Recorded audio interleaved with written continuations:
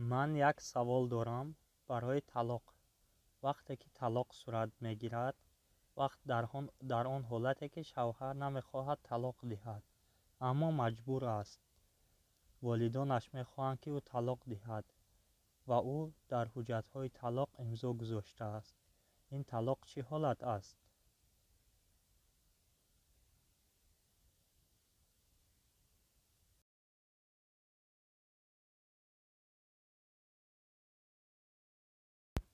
агар шахс маҷбур талоқ диҳад, масалан таҳдид кунанд ӯро ё ба сараш тапонча монанд ва маҷбурӣ талоқ кунад, пас дар ин ҳолат аксари уламо мегӯянд ки талоқ ба ҳисоб намеравад.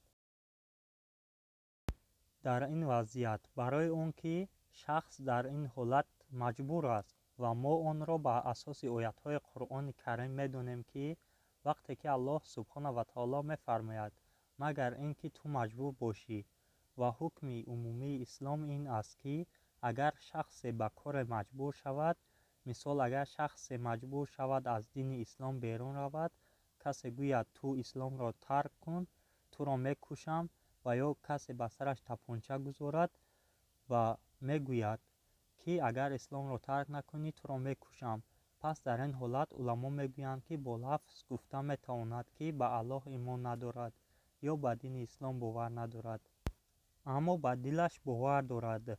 аммо табиист бояд имони худро нигоҳ дорад ва имонаш бояд қавӣ бошад, аммо лафзӣ метавонад бигӯяд ки ба аллоҳ имон надорад, то дар ин ҳолат наҷот ёбад, зеро зиёдиҳо таҳдид мекунанд ки ӯро мекушам. ҳамин тавр аст.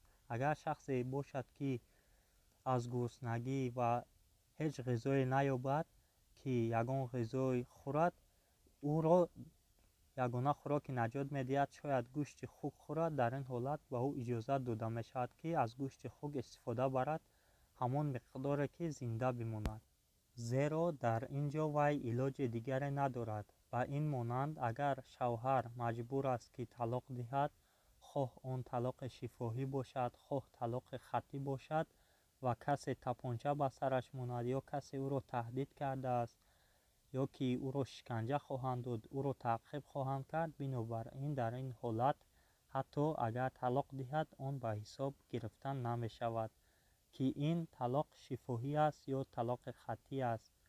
умедворам ки ба ин саволатон ҷавоб дода бошам. бародаро, агар видео ба шумо писанд омада бошад, ба дигар дӯстонатонам бифиристед.